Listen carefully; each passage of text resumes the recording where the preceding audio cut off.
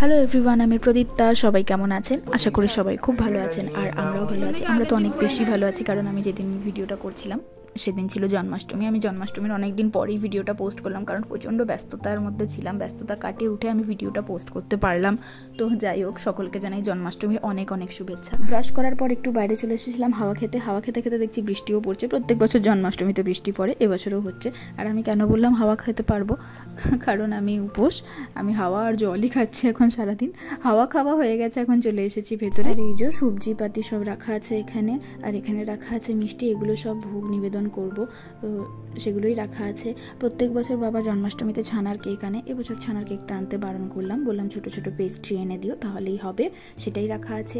এইগুলো হচ্ছে ফুলের মালা, ডেকোরেশনের জন্য অনেক জিনিসপত্র রয়েছে, বেলুন রয়েছে, আরও অনেক কিছু। ওইদিকে রয়েছে কিছু প্লেট, প্রসাদ দেবো সবাইকে, সেই জন্য। আর এইদিকে রয়েছে কিছু থালা বাটি, কাঁসা পেতলের, আর প্রদীপ। এগুলো সব মা আর আমি মিলে আগের দিন রাত্রেবেলায় ধুয়ে এখানে রেখেছি। আর ওইদিকে রয়েছে আরও সব সবজি, যেগুলো পরে কাজে লাগবে সেগুলো রয়েছে। আর এদিকে মা লুচি করবে বলে ময়দা মাখছে, কারণ সকালবেলা মানে দুপুরবেলা লুচি ভোগ দেওয়া হবে। আমি ভুলেই গিয়েছিলাম যে জন্মাষ্টমীর অভিষেক রাত্রেবেলা হয়। এবার যে যেরকম করবে, প্রত্যেক বছর আমাদের অভিষেক রাত্রেবেলাতেই হয়, নতুন বস্ত্র পরিয়ে ভোগ নিবেদন করা হয়। আমি সেটা ভুলে গিয়েছিলাম, কারণ গত বছর কিন্তু জন্মাষ্টমীর দিনই আমাদের গৃহপ্রবেশের পুজো হয়েছিল। তো পুরোহিত মশাই যিনি ছিলেন, তিনি তো আগে গৃহপ্রবেশের পুজো সমস্ত কিছু করার পর জন্মাষ্টমীর পুজো শুরু করেছিলেন, ফলে অভিষেকও দুপুরবেলাতেই হয়েছিল। তাই আমি এবছর সমস্ত কিছু রেডি করে মাকে বলছি অভিষেকটা তাহলে এখন করিয়ে দিই। মা তখন বলছে, না রে, প্রত্যেক বছর তো আমরা অভিষেক রাত্রেবেলাতেই করাই, এবারও রাত্রেবেলাতেই করাবো। তুই সকালে নতুন জামা প্যান্ট পরিয়ে ওদেরকে বসিয়ে দে, ভোগ নিবেদন করে দে, রাত্রেবেলা অভিষেক। আমি একদমই ভুলে গিয়েছিলাম। তো যাই হোক, আর দেখো তিনজনাকেই কিন্তু একই রকমের তিনটে জামা দিয়েছে। এই জামাগুলো দিয়েছে হচ্ছে মোটা গণেশ আর মোটা গণেশের মা, কাকিমা। তিনজনা একই রকমের জামা দিয়েছে, বেশ ভালো লাগছে। আর আমি তোমাদের সাথে কিন্তু পুরো শৃঙ্গারের ভিডিওটা শেয়ার করলাম, যেহেতু সকালে অভিষেক ছিল না, চাপটা অতটা কম ছিল, তাই করতে পেরেছি ভিডিওটা, নাহলে কিন্তু অন্য সময় হলো করতে পারতাম না। ভোগ নিবেদন করা হয়ে গেছে। ভোগে ছিল লুচি, 5 রকম সবজি দিয়ে একটা তরকারি, জল, নানান রকম মিষ্টি আর চকলেট। আমি যখন লুচি ভাজলাম তখনই আমার হাতটা পুড়ে গেছিলো, অনেকক্ষণ পর আমি খেয়াল করলাম। আর এটা হচ্ছে রাত্রেবেলা ভোগের আয়োজন করা হয়েছে। 5 রকম ভাজার জন্য সব সবজিপাতি এখানে কেটে রেখে দিয়েছি, এক এক করেই করে নেবো। তখন ওই বাজছিল 4টে মতন। এখন থেকে করে না রাখলে রাত্রেবেলা সব দেরি হয়ে যায়। ওই বিকালবেলায় জেঠু জেঠিমা একবার এসেছিল। তাকাও একবার। হ্যাঁ বলো। আরে না গো, হ্যাঁ হ্যাঁ, এটা তো বসিয়েছিলাম। হ্যাঁ, আজকে বসাবো, আজকে সন্ধ্যাবেলায় দোলাবো। একজনকে দুজনকে দোলাতে পারবো। হ্যাঁ, কোনটা গো? মাসি, ও পিসিমণি।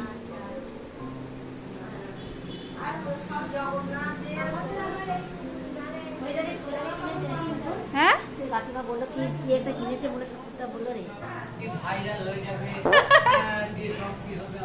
কিচ্ছু হবে না।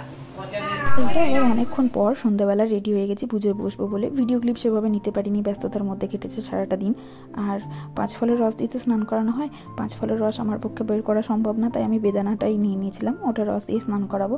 স্নানের থালা মানে স্নানের সামগ্রিক সব রেডি করে রেখেছি একটা থালার মধ্যে, যাতে খুঁজে পেতে সুবিধা হয়।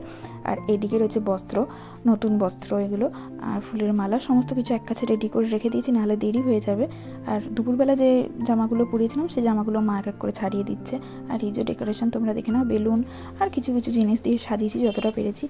মাই পুজো বসবে ঠিক করেছিল, তারপর মায়ের যেহেতু পাটা মুচকে গিয়েছিল, সেদিন পায়ে প্রচণ্ড যন্ত্রণা করছিল, তাই আমি বললাম ঠিক আছে তুমি বসো, আমি পুজোটা করে দিচ্ছি, তুমি একটু হাতে হাতে করে দিও, হেল্প করে দিও। আর ঠিক আছে, আমি বসেছি। আর সেদিন আমার কপালটা একটু খারাপ ছিল, আমি ফোনটা ঠিক করে সেট করতে পারিনি, ফলে আমি ঠিক করে ভিডিও করতে পারিনি। সেদিন একটু মনটাও খারাপ হয়ে গিয়েছিল। তো যাই হোক,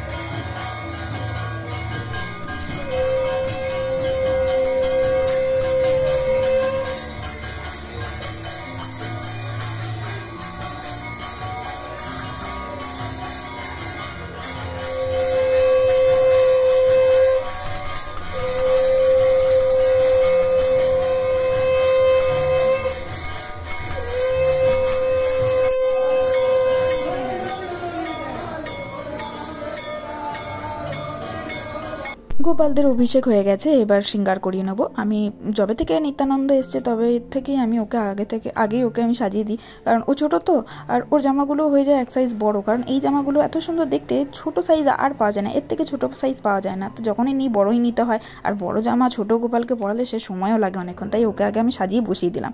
এরপর গোপুর পালা।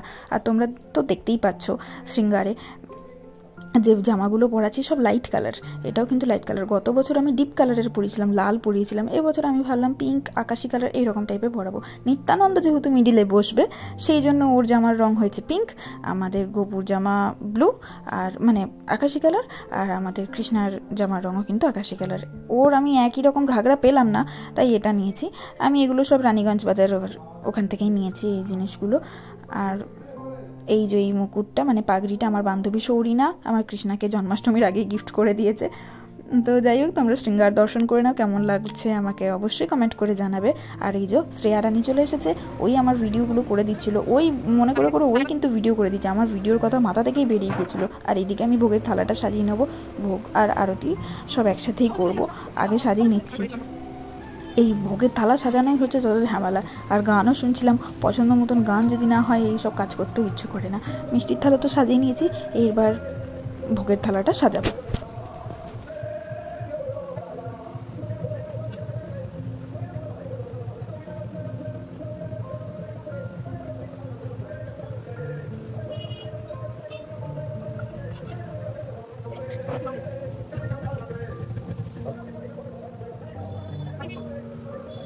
ভোগের থালা সাজানো হয়ে গেছে, ভোগ নিয়ে চলেও গেছি। আর এই যে ভোগটা রেখে দিলাম, তুলসীপত্র দিয়ে পরে ভোগ নিবেদন করব, সেটা আমি ভিডিওতে দেখাতে পারিনি কারণ খুব ব্যস্ততার মধ্যে ছিলাম, অনেক কিছুই ভিডিও ঠিকমতো নিতে পারিনি। তবে একটা সমস্যায় পড়তে হয়েছিল, সেটা হচ্ছে আমি যেখানে এই ভোগের থালাটা যেখানে রাখছি টেবিলটা হচ্ছে একদম ছোট। আর এবছর কিন্তু আমার অনেক বেশি ভোগ লাগানো হচ্ছে ভগবানকে, কোনোবার এত বেশি আইটেম থাকে না কোনোবার, আমি সেটাই ভাবছি যে কী করে রাখবো, ওটা নিয়ে একটু টেনশনে পড়ে গিয়েছিলাম। আর গোপাল তো সব নিজের মনের মতন করে করিয়ে নেয়, আমি বেকার টেনশন করছিলাম। ভালো করে ভোগ নিবেদন হয়ে গেছে, এরপর মালাগুলো এক এক করে পরিয়ে দিচ্ছি।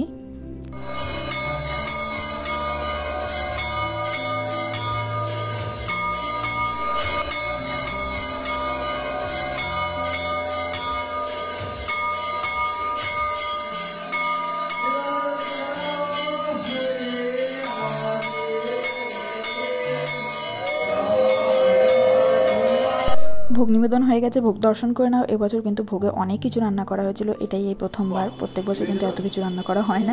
তো সমস্ত কিছু কাজ মিটিয়ে সৌমিতার বাড়িতে মোহনকে দেখতে চলে এসেছিলাম, রাত তখন 10:10 বাজছিল। আমাদের আরও অনেকজনের বাড়ি যাওয়ার কথা ছিল, রচনার বাড়ি যাওয়ার কথা ছিল, হলো না যাওয়া, কি আর করবো। আমি তো আমার বাড়িতে প্রসাদ পেয়েই এসেছি, সৌমিতার বাড়িতেও একটু প্রসাদ পেলাম, তারপর ওপরে চলে এসেছিলাম। সারাদিন উপোস করে আমাদের মুখ চোখের অবস্থা একদম খারাপ।